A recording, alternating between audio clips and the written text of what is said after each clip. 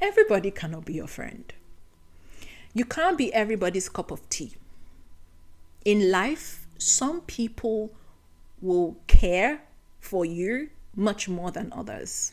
Even if you show yourself friendly, you must be willing to accept the fact that not everyone will accept that, and that's okay.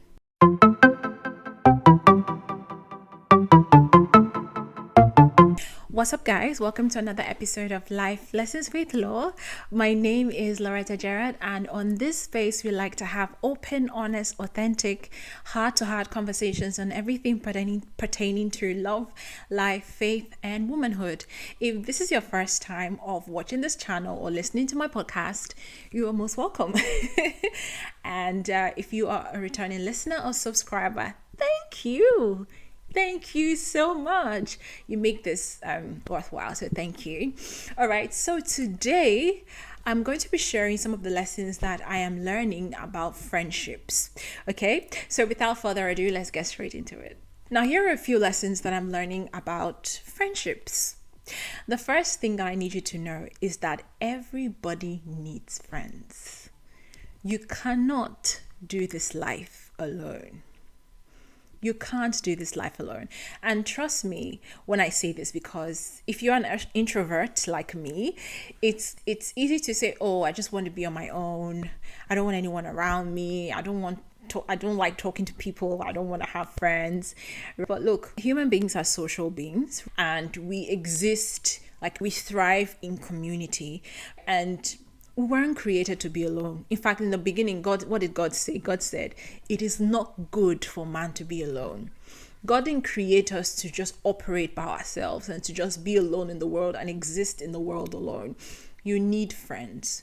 And the reason why I thought it was important to talk about this friendships is because I find now that particularly in our generation, people are, because of the way the world is now with social media, people are becoming more and more isolated, and there's just this agenda, it seems like, to push this, to project this belief that you don't need anyone, do you? You don't need people, you don't care about people. There's also this cancel culture that I think is just destroying the world and eating the world, and it doesn't give people space to be human, and it doesn't allow us to be more accepting, right? And we're just always quick to cancel people. You hear people say things like, oh, if anyone cut people off and blah blah blah blah blah. I used to be one of those people that I was like, oh, I don't want friends, I don't need friends, I can do battle by myself. You need people. Like you look, you need people.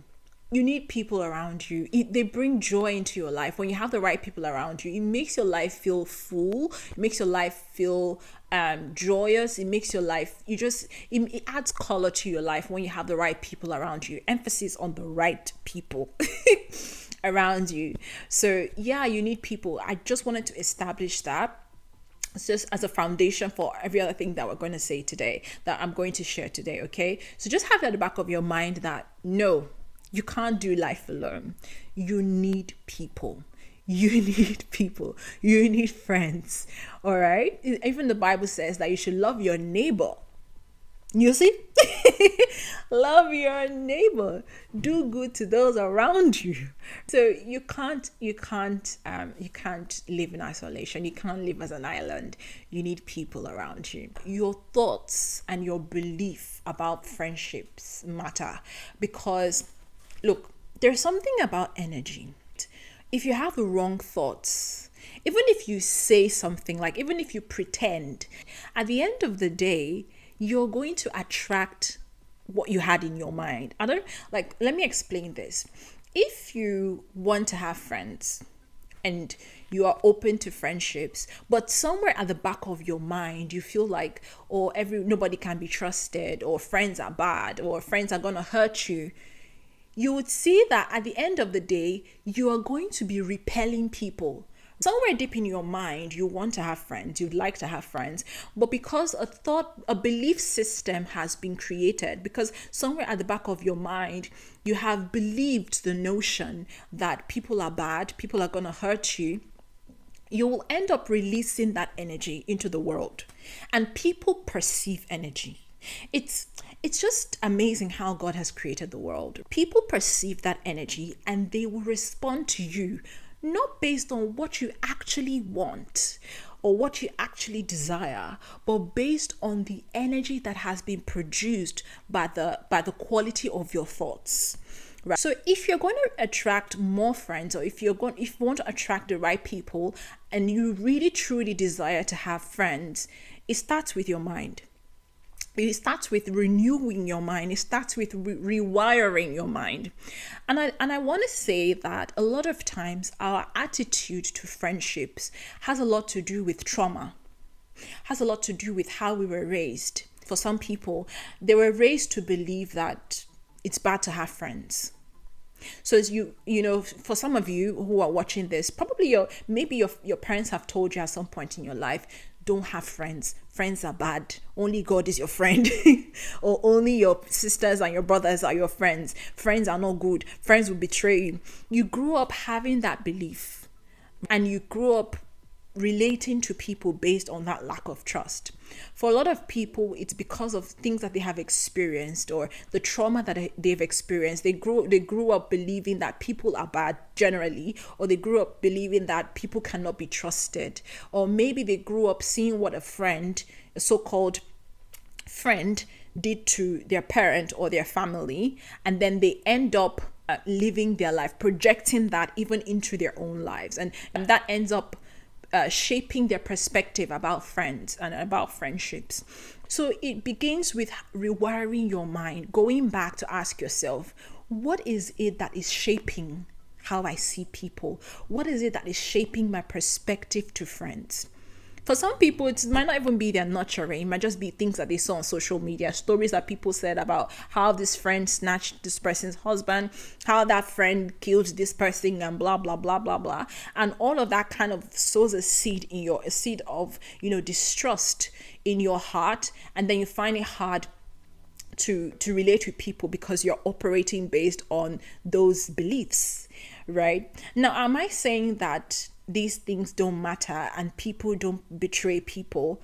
That's not what I'm saying. Of course, humans are always gonna hume.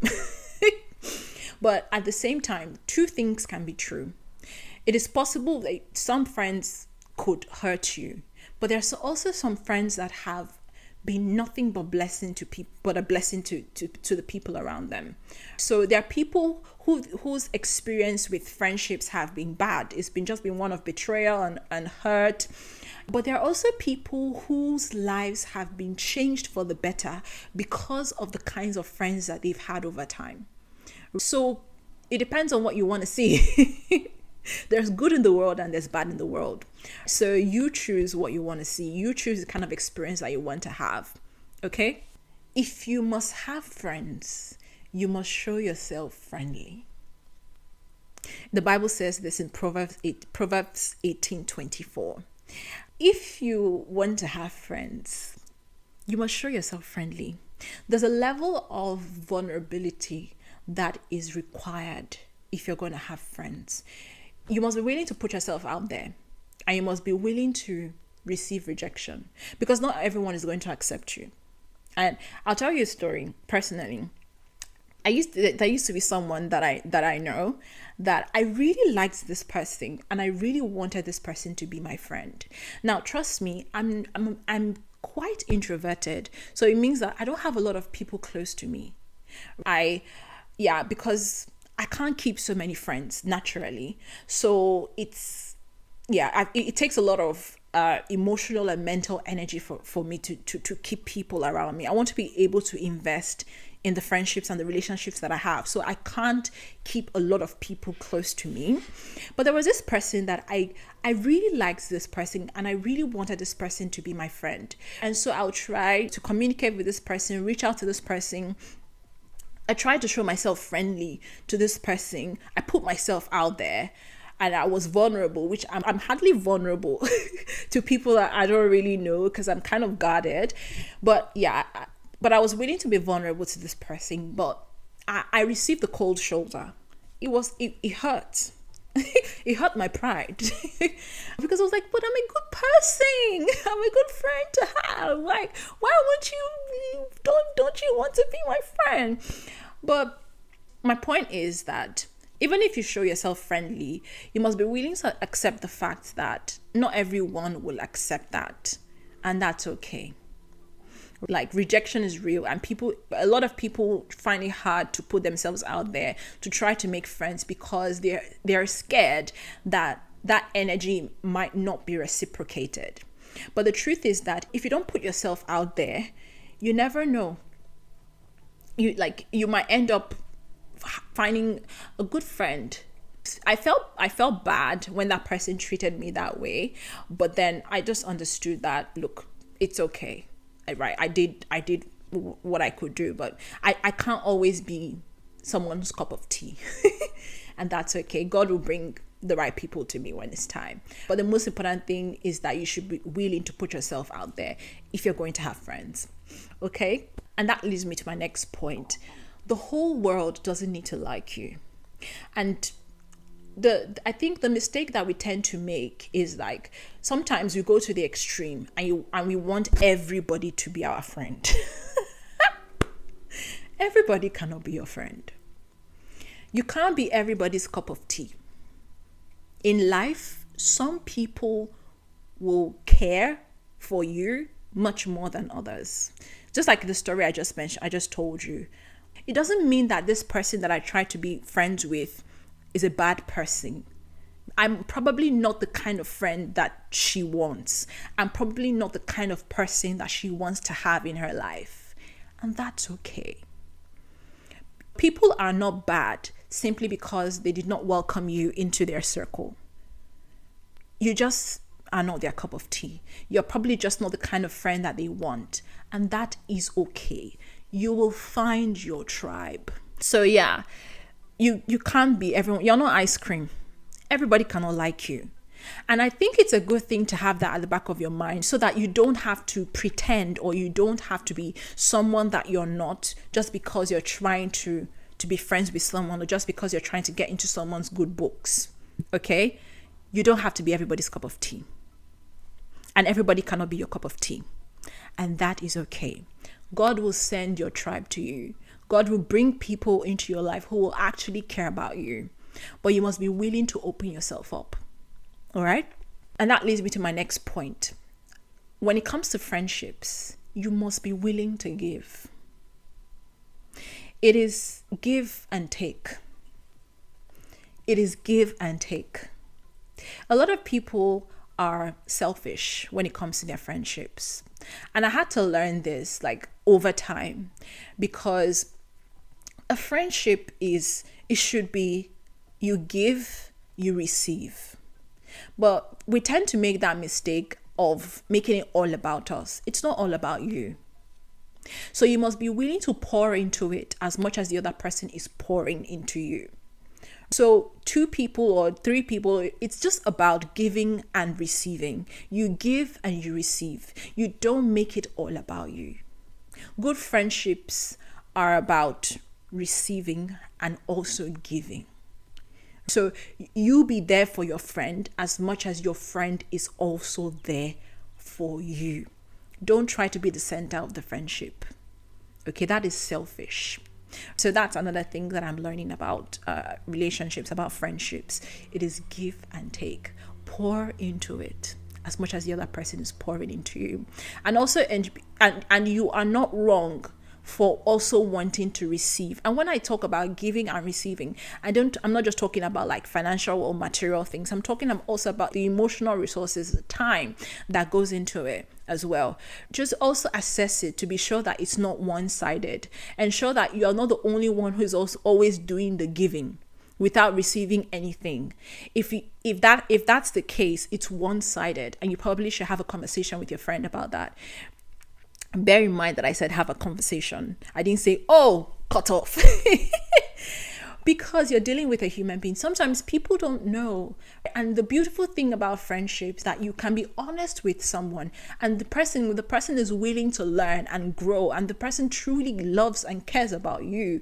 They'll be willing to open themselves up to learn and be better. So you can have a conversation about the other person about it and say, look, I feel like I'm the only one who's always doing the calling, who's always doing the texting, have a conversation about it. And the person might just be willing to change. Be willing to forgive. I've said this before. I don't believe in this cancel culture. Like, humans are not perfect. You are not perfect. Your friends will not be perfect. Don't have these high and lofty expectations of people who have flesh and blood just like you. They are not Jesus Christ. They will fail. They will falter. They will fall short of your expectations. 100%. Trust me. People will fail because nobody is perfect. So be willing to forgive. And let me just balance this, right? Because there's also the extreme. When people show you who they are, believe them. When you have a friend who is constantly jealous of your achievements, or always talking you down, or always trying, you just know that when you spend time with this person, you always just feel less than yourself. This person doesn't add value to your life. You find yourself that you're always competing. Both of you, it seems like you people are in one kind of invisible competition. Or maybe this person, you see that this person is always envious of your success or doesn't wish you well. That's not a friend. That's not a friend. That's not a friend. Look, you can be cordial with people. You can be cordial with people without being close to them. You can wish people well, but from a distance. You can keep people at arm's length. You don't want to constantly be in a relationship or in a friendship with someone who doesn't want the best for you. That's not a friendship. Trust me. But understand that, generally speaking, nobody's perfect. Your friends might do something that you probably didn't expect them to do. Again, not something that might hurt you, like hurt your sense of self, or hurt you deeply, like emotionally. If you have a friend, I'm not saying that if, for example, your friend snatched your partner, for example, that you should not come and say, oh, you keep being friends.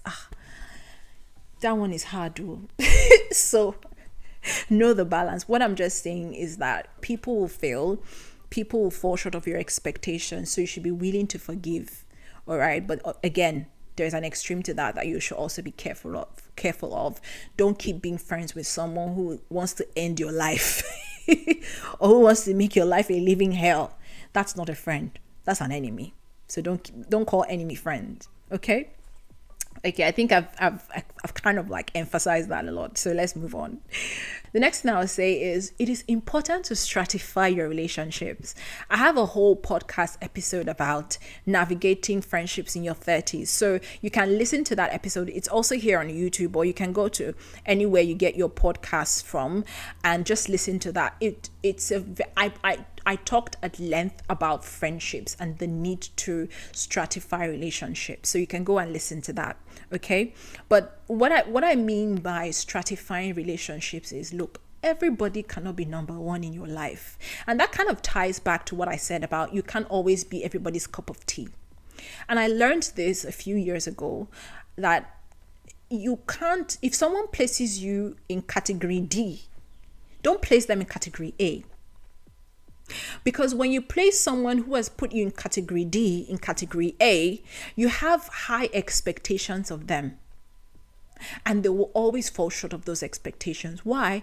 Because you are not number one in their life. So know where you stand in people's lives and treat them accordingly.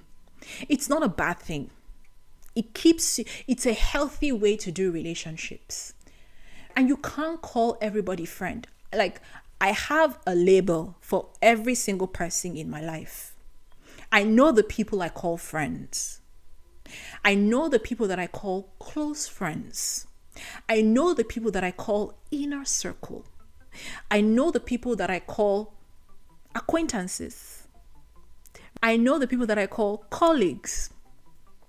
And for all of these different relationships, I know how I relate with people. I know how I relate with them. I know what to expect of them. And the reason is so that because at the end of the day, it helps you to manage expectations. It helps you to know what to expect from this person or that person. There are certain things that I expect from the people who are in my inner circle that I don't expect from people who are that I'm familiar with, or people that are just acquaintances. Do you understand what I'm saying? So if, for example, someone in my inner circle doesn't wish me happy birthday on my birthday, I have the right to be upset about that and to have a conversation with the person about that. How could you do that?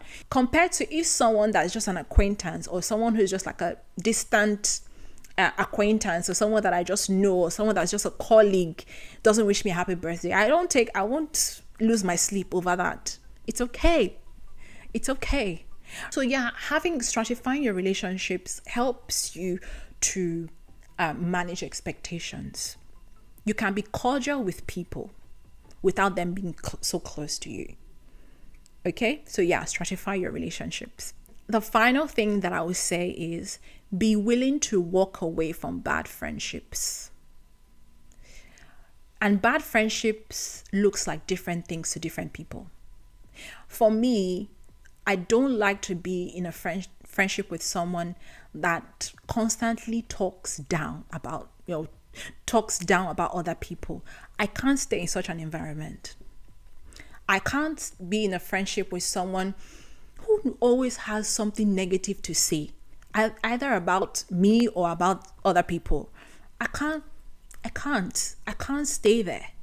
So someone who's I can't be in a close friendship with someone that I feel like anytime I'm with this person, my energy is just drained, or I just feel like there's some people that maybe when you relate with them, your energy is just down. You just feel like you're in this invisible, unhealthy competition. I can't deal in such environments. I can't deal. So bad friendships might look like something completely different to you. You define what that is for you, but be willing to walk away from it. Be willing to walk away from things and situations and people that don't serve you. And what I mean is, if this person is making your life complicated, you don't have to. Life is short. You don't have to waste your life hanging and spending your time, something you will never get back, around people who suck life out of you. Okay, so be willing to walk away from bad friendships. And when I say this, I don't mean cut people off. Like I said, you can be cordial with people without being close to them. You can wish people well without them being in your inner circle. I have so many people in my life. I wish you well. I love you with the love of God. I care about you, but just from a distance. I can't let you get close to me. Do you understand? And it's the same thing true for other people, even with me. Not that they don't care about me, but they'd just rather that I be arm's length from them. And that's okay. That's absolutely okay. So yeah, that's just what I wanted to come in here and share about the things I'm learning about friendships. But I'll just wrap up by saying that friendship is a beautiful thing. It's something that God gave us to add value to our lives. And you don't have to live life alone. There's so many people, amazing people in the world who can add beauty to your life. I'm praying for you that you find your tribe. I'm also praying for me that I find my tribe. But what I want to leave with you is, besides expecting people to be good to you, make it a point of duty to be good to other people. I try to remind myself every day that as much as I want people to add value to my life, I also pray that God opens my eyes to see how I can add value to another person's life. Because it's not just all about me and what I want or what I desire or what I want people to do for me or what I want people to be to me. It's also what I can do for other people, what I can be to other people. Right? So I'm also praying for you that God brings people into your life, that He also equips you to be a blessing to someone else. All right. I hope you found this video insightful and useful. And if there's any lesson, or if there are any lessons that you have learned about friendships, please let me know in the comment section. Okay, I really want to hear your thoughts.